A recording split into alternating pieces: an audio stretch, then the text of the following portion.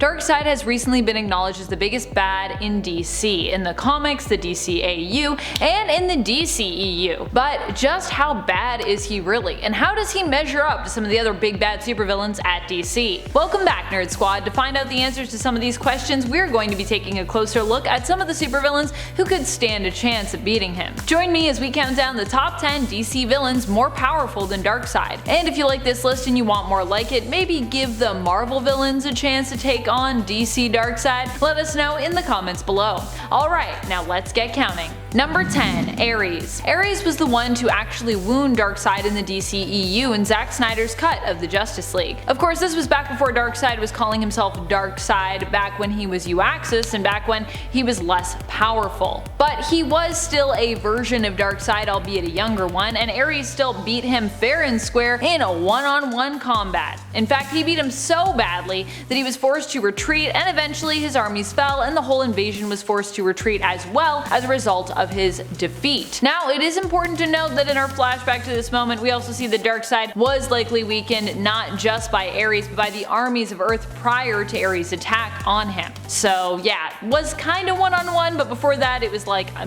bunch of people on one. However, Ares is also the god of war, so when going toe-to-toe with him, facing armies as well is just kinda the norm. Number 9. Solaris. Solaris might stand a chance against Darkseid considering he's literally just a sentient sun. Typically his beef is with Superman, but if there were a reason for Solaris to take on Darkseid, I'm sure he'd stand a pretty good chance of beating him in a fight. It would be his intense radiation and laser beams versus Darkseid's Omega beams. Considering that Solaris is also an adaptable villain who can scan and process an attack and then use that information to create a powerful defense against it, this also means there are very few attacks that happen to be powerful enough to destroy him, unless you can like destroy him outright with that first attack. This is also why Solaris makes such a great recurring villain. Maybe Darkseid would beat him even the first time around, but Solaris would likely still survive because he's just so resilient and indestructible, and he'd likely return years later for a rematch. And before we move on to this next spot, if you are enjoying this list and you want more lists like it, be sure to show us some love by giving this video a thumbs up. Number 8.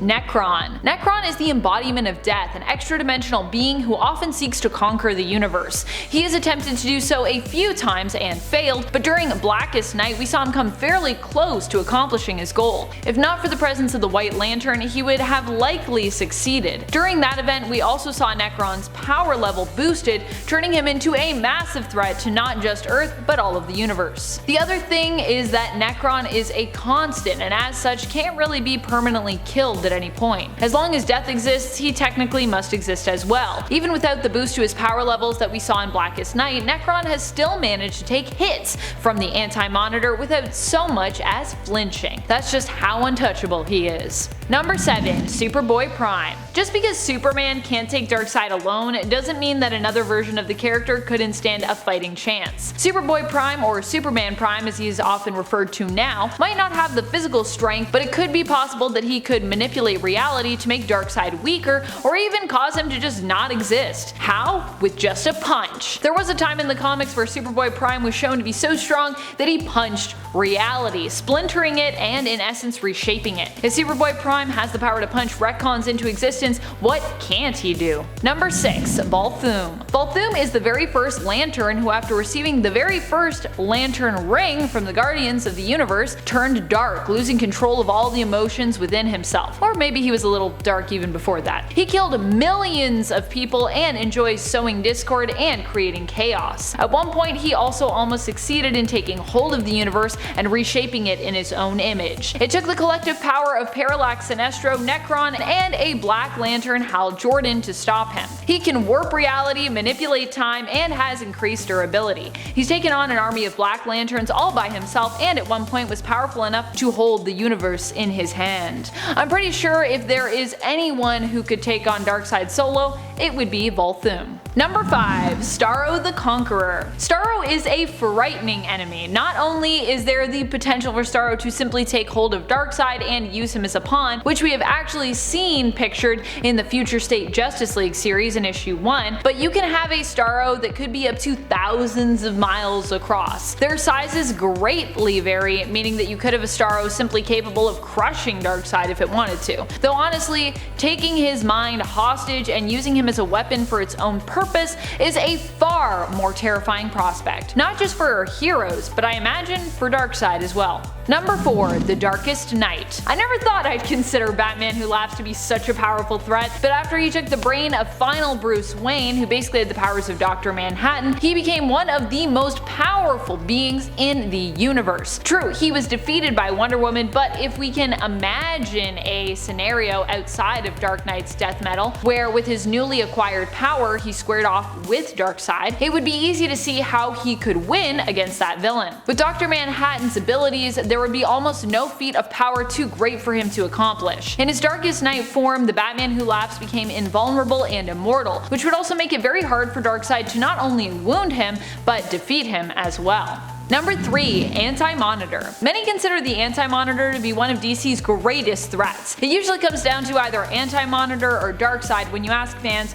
who is the most powerful and fearsome antagonist of the DC universe. The thing with AntiMonitor is most of his stories have included threatening not just multiple worlds, but entire multiverses. So compared to Darkseid, he's generally on another scale. And not just in terms of threats and power, but also just in terms of actual size. Darkseid is typically shown as being an intimidating height, but only really in comparison to other superpowered beings and humans. He's like anywhere from a few feet taller to double their size. AntiMonitor, on the other hand, is generally depicted as being hundreds of feet tall. So unless we are giving Darkseid a major boost to his size, AntiMonitor could just squish him like a bug. Of course, we did give Darkseid a major boost to his size when the two fought, but even then Darkseid ended up dying. Of course, it wasn't AntiMonitor who caused his apparent death, but it still happened while they were fighting, so hey, I'm counting it. Number 2. Perpetua. Perpetua is also likely a character who could take Darkseid, considering that she has destroyed entire alternate Earths before and even managed to break the Source Wall. Pretty impressive and terrifying stuff. Perpetua, for those who don't know, is an agent of the Source who went rogue. Initially, she was on a mission of creation, but instead decided to turn to the side of chaos and destruction, with a plan to remake the multiverse in her own image. Some might think that Perpetua isn't so scary or strong, considering she has only been shown to destroy a single universe at a time. But in reality, when we saw her wreaking havoc in death metal,